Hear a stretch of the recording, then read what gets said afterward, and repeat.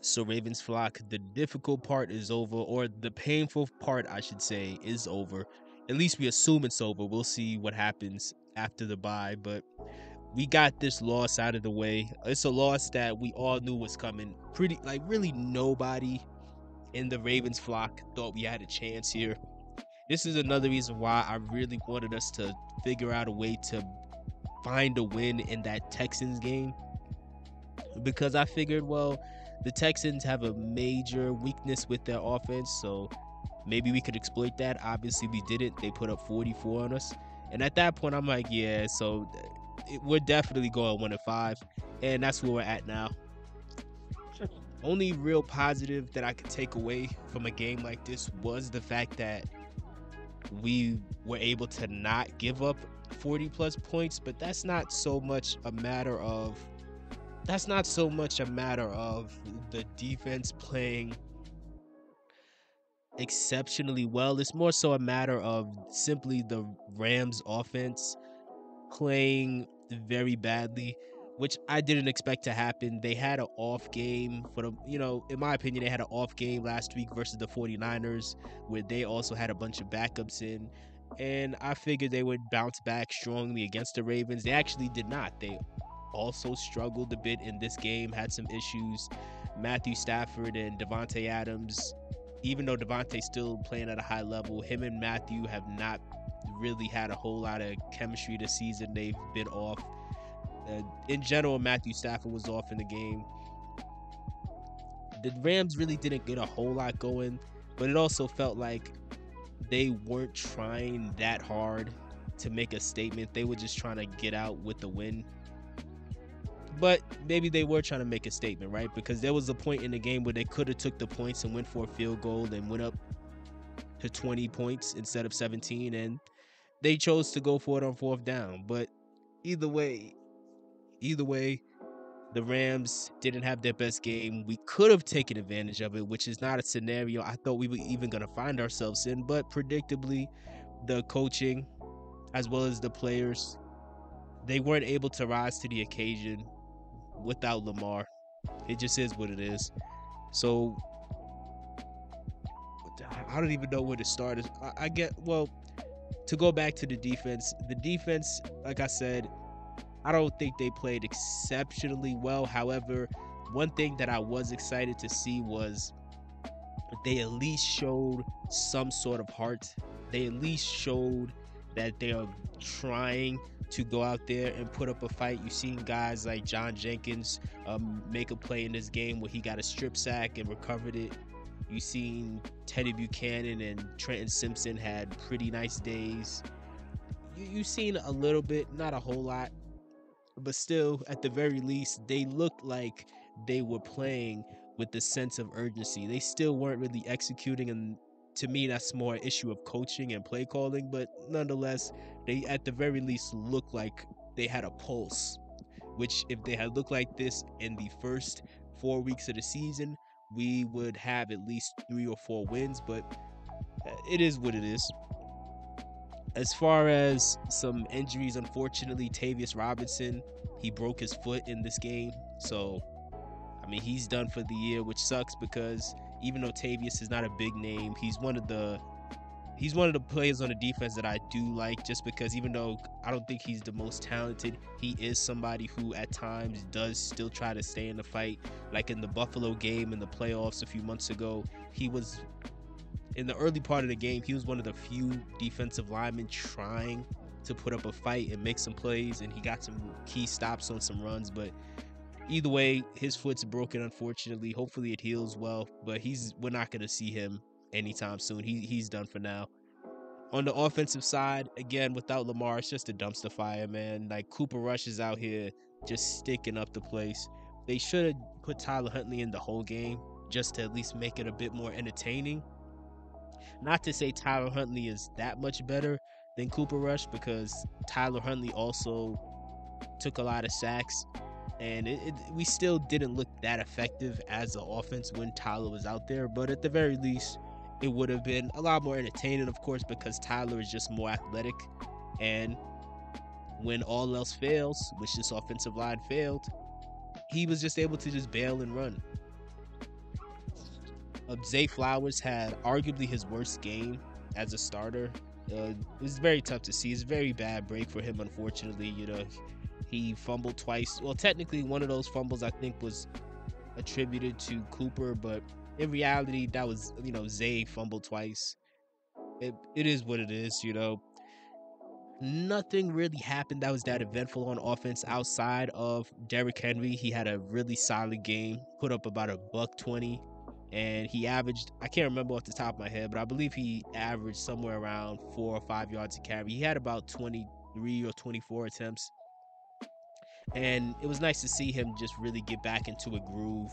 And this is what we should have been doing with Derrick for most of the season, is committing to giving him the ball.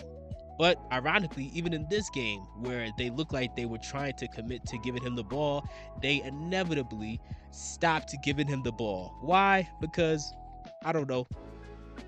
Actually, I do know. Why? Because this is just an incompetent coaching staff. And they're always going to shoot themselves in the foot unnecessarily. For example, right before the half, Derrick Henry drags us to the goal line, and instead of us continuing to feed the king, they instead decide that we're going to try to do the tush push twice. twice. Twice. And then on 4th and goal, now you're asking Derrick to try to get in the end zone on 4th and goal in the most obvious situation where they're going to give it to Derrick. And he has to try to pull that off behind this garbage offensive line. And of course, it doesn't work. And every time it doesn't work, we have to see John Harbaugh's silly facial expressions. Like the camera people at this point, they are trolling us. They know how annoyed we are having to see these silly John Harbaugh facial expressions. Like I'm surprised none of these facial expressions haven't gone viral and become like a new meme, like how like 10 years ago the Jordan crying face was like a super viral meme. I'm surprised none of these Harbaugh pictures hasn't become a super viral meme at this point, because he's given these same crazy looks every week, and it starts to get funnier and funnier after a while. But again, that goes back to the play calling. Like, you got Derrick Henry. Derrick Henry, as we all know, the man is 6'4", 250 pounds, extremely explosive. Like, Derrick Henry has the explosiveness of a guy half his size. And obviously, if he's 6'4", I don't know his wingspan off the top of my head, but we all know Derrick has long arms. He's a big human being. You're telling me you're not gonna just keep giving him the ball and trusting that if he'll get it if he gets 4 attempts, but you trust a Mark Andrews tush push? Seriously? Like, this is absolutely insane, man. And again, this goes back to Harbaugh ultimately, because again, the issues we see consistently over the years on offense and defense, these are John Harbaugh's playbooks. These are his schemes. Like, it's not debatable at this point. This is John Harbaugh's offense and John Harbaugh's defense. Because we've seen, how many times do we have to see these same blunders? Like, I know you guys remember in 2022 in the playoffs against the Cincinnati Bengals in a wild card round, J.K. Dobbins was cooking. We get down to the 2-yard line with the chance towards the end of the game to steal a win in Cincinnati. And that was the game Lamar didn't even play because Lamar was hurt. We were about to steal a game in Cincinnati. And all they had to do at the 2-yard line was keep feeding JK. But instead, they decided, okay, let's have Tyler Huntley attempt a QB sneak from the 2-yard line. And of course, Tyler fumbled, and Sam Hubbard returns it for a touchdown, and we lose that game. Like, we've seen this scenario play out where we get to the goal line and they abandon the running back and they abandon the running game as a whole, and they do something stupid. It makes no sense. So again, this is another game that keeps reinforcing the fact that Lamar Jackson is carrying this team significantly. Like, he is carrying a lot of these players, all of these coaches, and this GM. So, like, at this point, we're not the Baltimore Ravens. We are the Baltimore Lamars. That is what we are.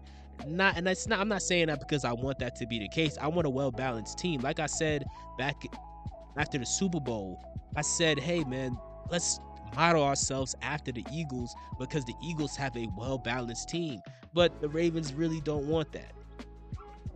They really don't. And when you see our game plans in a lot of these games, their game plan is just simply, hey, Lamar, bail us out. That's really it. There's no game plan. It's just, hey, bail us out. And then when Lamar's not there, they don't know what to do. This is why Harbaugh, he's trying to save face in the post-game presser and saying silly things about how the plan was always to start two quarterbacks. No, it wasn't. But because they didn't have a plan, now they're trying to just make it seem like they had that plan all along. No, they didn't have a plan. They were freestyling. Why were they freestyling? Well, because they always freestyle essentially. Because when you have Lamar Jackson, unfortunately, this is the gift and the curse to Lamar being this talented. He covers up so much to where they don't have to really do their job. They get to run on autopilot. But now, the past 2 weeks, we've had another opportunity. This is the third opportunity in Lamar's career where we've gotten a chance to see what this team is without him. And again, it's proven that they are a poverty franchise. Like, without Lamar, we can't win 5 games. I've said this in the past, and there were a lot of people that would get mad and try to say that, oh, we have all these Pro Bowlers and all of this. We have a super team. But where was the super team at? They're nowhere to be found.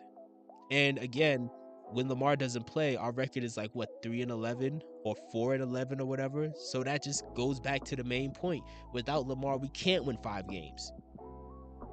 And it makes it that much more laughable that the Ravens were trying to play with Lamar's money when it was time to give him his contract. All these other players that we have on defense, like Kyle Hamilton, who I like, but still we got to call a spade a spade. All these other players who are not nearly as impactful, they don't play with their money. They just give him a big contract.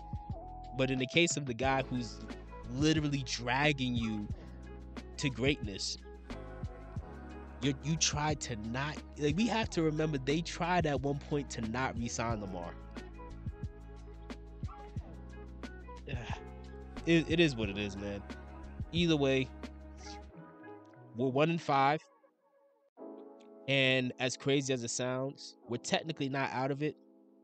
Now, maybe it would be in our best interest long term to just tank, but I do believe Lamar's coming back after the bye. And again, the gift and the curse to Lamar is he's so elite that I can easily see a scenario play out where we win 8, 9, 10 of our last 11 games or whatever, and that may still be enough to get to the playoffs. Now, can we make a Super Bowl run? Maybe. We'll see. I'll probably talk more about that later in the next couple of days or so, because now that we have a bye week, we're going to have plenty of time to just sit back and think about just how bad this team really looks and what it would take to try to repair this if possible. Let me know. Do you guys think things will get better after the bye, or do you think it's cooked? And also, do you think they're going to make a bold move and fire this coaching staff within the next few days? Or do you think these guys are untouchable and they're still going to be on this team by the time we get to week 8 or game 8?